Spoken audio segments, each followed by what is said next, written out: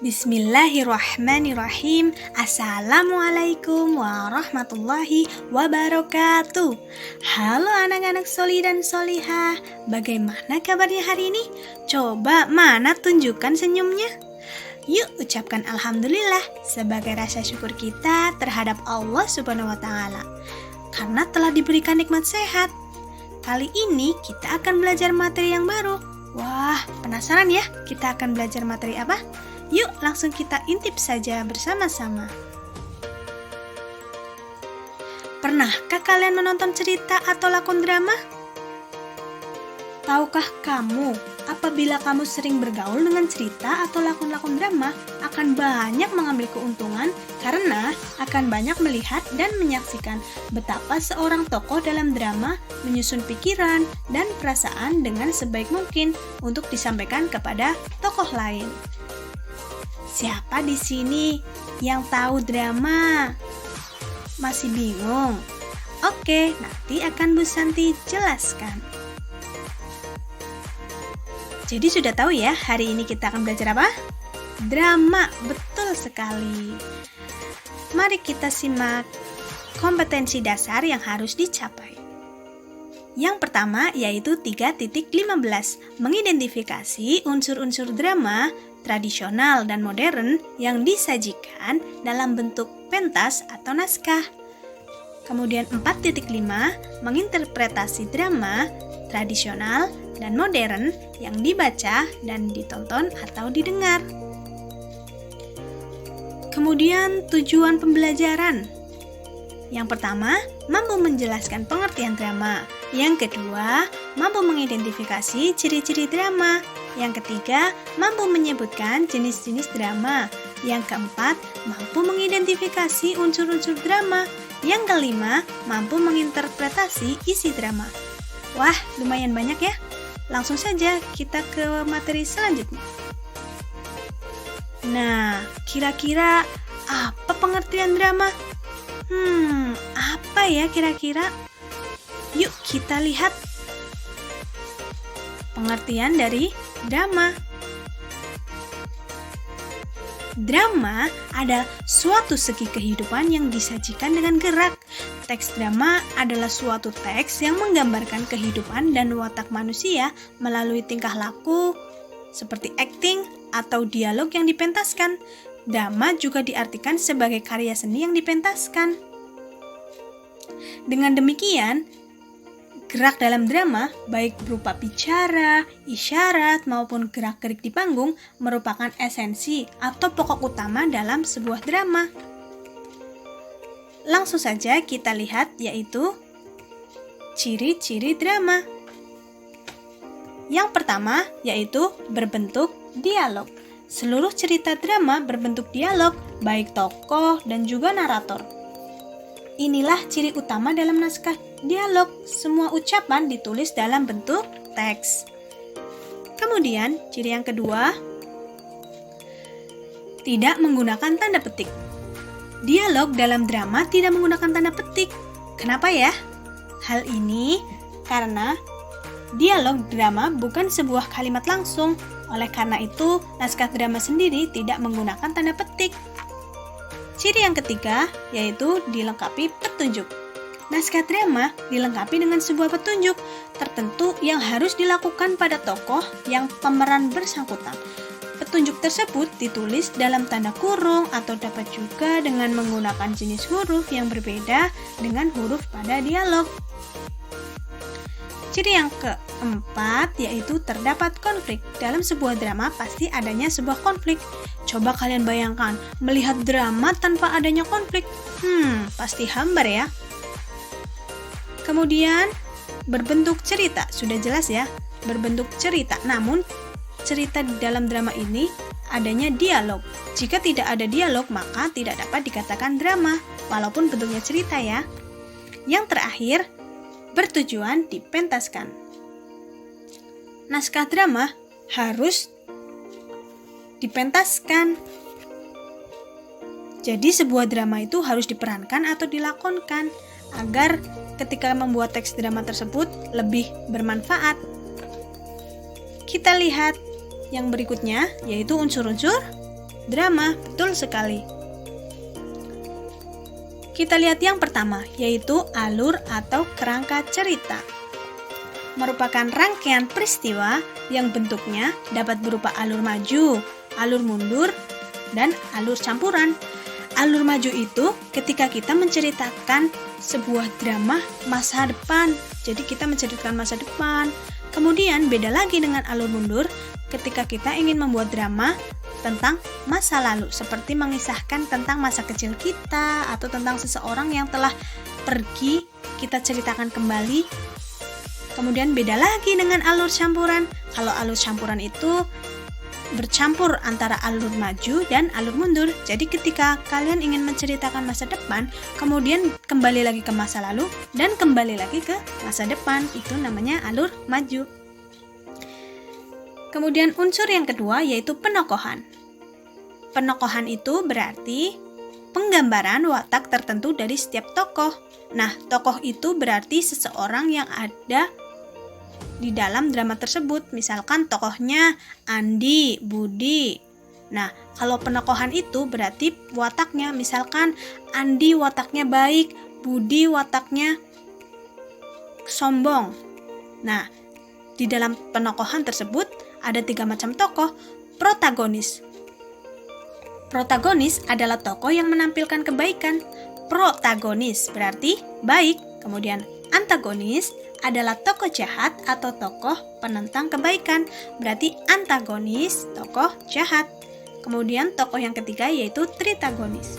Tritagonis adalah tokoh yang mendukung protagonis untuk memperjuangkan nilai kebaikan. Jadi tritagonis ini bisa dikatakan netral atau yang bisa memecahkan permasalahan antara tokoh protagonis dengan tokoh antagonis. Selanjutnya yaitu tema. Sudah jelas ketika kita membuat suatu drama ataupun cerita yang lain, kita harus menentukan tema terlebih dahulu. Nah, tema adalah gagasan pokok yang disampaikan oleh pengarang kepada pembaca atau penonton. Agar apa? Agar mereka tahu apa yang sebenarnya ingin diceritakan dalam drama tersebut. Kemudian, latar. Latar adalah tempat dan waktu terjadinya peristiwa dalam drama. Latar tempat berarti menceritakan sebuah tempat, misalkan di sekolah, di rumah, di tengah jalan. Beda lagi dengan latar waktu, berarti menunjukkan adanya waktu, misalkan pada siang hari, pada malam hari. Kemudian, yang keenam, amanat adalah pesan yang terkandung dalam drama. Contohnya, perlunya saling menyayangi dengan sesama. Kemudian, perlunya menyantuni anak yatim. Amanat berarti pesan yang ada di dalam drama tersebut. Setiap drama maupun cerita pasti memiliki pesan secara tidak langsung yang ingin disampaikan kepada pembaca maupun penonton yang menyaksikan drama tersebut. Kemudian, yang ketujuh, dialog. Ciri khas naskah drama adalah naskah tersebut berbentuk percakapan atau dialog tadi ya. Ada di ciri-cirinya ya. Kemudian yang kedelapan, petunjuk teknis atau teks samping. Dalam naskah drama diperlukan petunjuk teknik atau teks samping yang sangat diperlukan apabila naskah drama itu dipentaskan. Petunjuk samping berguna sebagai petunjuk teknis tokoh, waktu, suasana, pentas, suara, musik, keluar masuknya tokoh, keras lemahnya dialog, warna suara, dan sebagainya. Nah, itu tadi unsur-unsur drama. Kemudian yang selanjutnya apa ya? Kita akan belajar apa di sini? Wah, jenis dari drama. Sebuah drama juga ada jenis-jenisnya loh. Penasaran? Mari kita belajar bersama-sama jenis-jenisnya. Jangan lupa dicatat ya. Yang pertama ada tonil. Tonil apa itu ya? Sepertinya asing sekali kata tonil. Tonil berasal dari bahasa Belanda tonel yang memiliki arti pertunjukan. Istilah ini mulai dikenal di Indonesia pada zaman penjajahan Belanda sebelum Perang Dunia Kedua. Kemudian jenis yang kedua yaitu sandiwara. Betul sekali. Kalian pasti tidak asing ya dengan kata sandiwara. Sandiwara berasal dari bahasa Jawa sandi, yang berarti rahasia, dan warah yang berarti ajaran atau pengajaran. Jadi, sandiwara dapat diartikan sebagai pengajaran yang disampaikan secara rahasia atau melalui perlambangan-perlambangan dalam suatu bentuk tontonan. Istilah ini mulai dikenal di Indonesia pada zaman penjajahan Jepang loh, pada tahun 1942 sampai 1945 sebagai pengganti kata tonel yang kebelandaan. Selanjutnya yaitu komedi. Komedi, apa itu? Komedi sendiri berasal dari bahasa Inggris, yaitu comedy, yang berarti suatu bentuk pementasan yang jalinan ceritanya lucu. Namun di Indonesia, pada masa penjajahan Belanda, komedi seringkali dimaksudkan sebagai komedi Istanbul, yaitu suatu bentuk drama yang selalu menyajikan cerita yang diangkat dari Istanbul. Apa itu Istanbul? Ibu kota Turki waktu itu. Kemudian ada teater. Wah, ini mah sering kita dengar ya. Teater adalah segala macam jenis tontonan yang dipertunjukkan di depan orang banyak. Misalnya wayang, ludruk, ubruk, reog, topeng, longser, lenong, tari, musik, sulap, sirkus, dan sebagainya. Dalam arti sempit, teater adalah kisah hidup dan kehidupan manusia yang diceritakan dan ditampilkan di atas pentas sebagai suatu bentuk kualitas komunikasi, situasi, gerak atau action yang menimbulkan perhatian kepada penonton atau pendengarnya dan disajikan dengan media percakapan atau dialog, gerak dan laku dengan atau tanpa dekor, musik, nyanyian maupun tarian didasarkan pada naskah tertulis sebagai hasil karya sastra atau tidak tertulis. Tidak tertulis berarti improvisasi. Betul.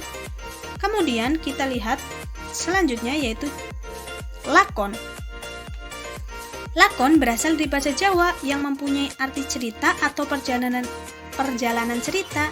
Istilah ini hanya dikenal dan dipakai di daerah Jawa, Bali, dan Madura, serta daerah-daerah yang pernah dipengaruhi Kerajaan Majapahit. Kita lihat jenis yang terakhir, yaitu sendratari. Seperti jurusan perkuliahan saja ya, ada sendratari di sini. Sendratari merupakan sebuah pertunjukan yang memadukan antara seni tari dan drama yang mengisahkan sebuah cerita tanpa dialog di antara pemain-pemainnya, biasanya hanya dipandu oleh seorang dalang. Pertunjukan ini diiringi oleh musik gamelan dan melibatkan hingga ratusan pemain yang mengenakan kostum Jawa dengan kain batik sebagai ciri khasnya. Bagaimana? Sampai di sini ilmunya sudah semakin banyak ya? Jika dirasa Bu Santi menjelaskannya terlalu cepat, kalian bisa mengulang videonya dan menuliskannya di buku. Kemudian kita akan melihat yaitu menafsirkan kembali isi drama. Bagaimana ya caranya ya? Sebelumnya kita lihat dulu bagaimana cara menafsirkan isi drama. Ketika menikmati tayangan drama, kita tidak sadar memperoleh hiburan, tetapi kita juga dapat memperoleh sejumlah pelajaran hidup yang dapat kita terapkan dalam kehidupan sehari-hari. Kita juga perlu bersikap kritis atau melakukan penilaian-penilaian terhadap tayangan film atau drama itu atas baik dan buruknya. Pementasan drama melalui televisi atau melalui radio yang diperdengarkan tidak semenarik drama melalui pementasan panggung secara langsung. Nah, jadi menurut Bu Santi itu ketika kita menonton drama lebih asik dan seru ketika kita menontonnya secara langsung loh. Nah, coba kita lihat contoh drama. Di sini Bu Santi memiliki contoh sebuah drama. Kita baca bersama-sama ya. Di sebuah warung, sekelompok anak-anak sekolah saling bergurau sepulang sekolah. Mereka masih menggunakan seragam sekolah.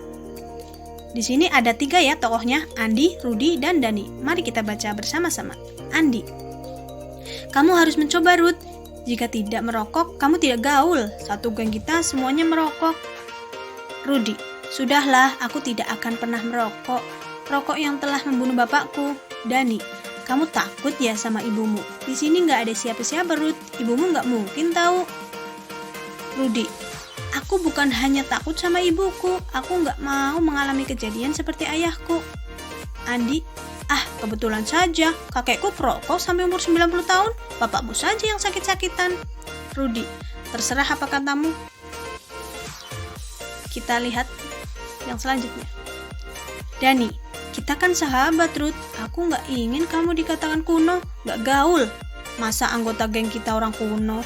Rudy, aku menyayangi kalian semua. Aku tidak ingin kalian terjerumus pada hal-hal yang tidak baik. Kalau kamu ingin keluar, aku keluar dari geng ini. Aku akan segera melakukannya. Dani, keluar saja. Aku tidak senang punya teman satu geng yang kuno dan tidak gaul sepertimu. Andi, jangan gitu, Ruth. Bukan begitu maksudku. Rudy, kita bersahabat untuk saling mendukung, tidak untuk saling menjerumuskan. Kuharapkan kamu mengerti pendirianku. Kalau kamu tidak mengindahkan nasihatku, tolong jangan kamu paksa aku untuk melakukan hal yang sama denganmu. Tolong hormati prinsipku. Kenapa masa muda kita sia-siakan dan meracuni tubuh kita dengan hal-hal yang membahayakan? Wah, makin asik ceritanya. Kita lihat selanjutnya. Dani, jangan sok suci. Kalau mau ceramah bukan di sini tempatnya. Cepat, kau pergi dari sini. Rudy, oke, aku akan segera keluar dari sini. Tapi tolong ingat, hidupmu hari ini menentukan masa tuamu. Andi, jangan begitu, Ruth. Ingat janji kita. Masa masalah begitu saja menyebabkan kamu keluar dari geng kita? Rudy, baiklah, aku pergi. Maafkan aku. Andi, jangan, Ruth. Masa hanya sampai di sini persahabatan kita? Dani, untuk apa dicegah? Masih banyak anak lain yang ingin menjadi geng kita. Biar saja, pergi satu tumbuh 1000. Wah, ceritanya menarik sekali ya, anak-anak Soli dan Solihah. Sekarang kita lihat di situ ada sebuah kalimat di dalam kurung, namun tidak kita baca ketika kita memerankan sebuah drama. Kenapa? Karena di dalam kurung tersebut adalah sebuah gerak tubuh atau gerak bahasa. Di situ contohnya ada tanpa menoleh Rudy keluar dari warung. Nah, itu dilakukan dengan gerak tubuh, jadi tidak perlu disampaikan secara lisan. Nah, melalui cerita tersebut, coba kita lihat bersama-sama unsur-unsurnya. Kita bedah bersama-sama ya. Yang pertama, mulai dari tema. Kira-kira tema yang cocok apa ya? Persahabatan. Betul sekali, persahabatan. Kemudian kita lihat alurnya. Alurnya maju, mundur, atau campuran? Yap, betul sekali. Alurnya maju karena menceritakan tentang masa depan. Kemudian, tokohnya siapa saja ya? Ya, tokohnya ada Andi, Rudy, dan Dani. Ada tokoh berarti ada penokohan, betul sekali. Kita lihat wataknya Andi apa ya? Baik, betul, baik, suka melerai. Kemudian Rudy, wataknya apa ya Rudy ya?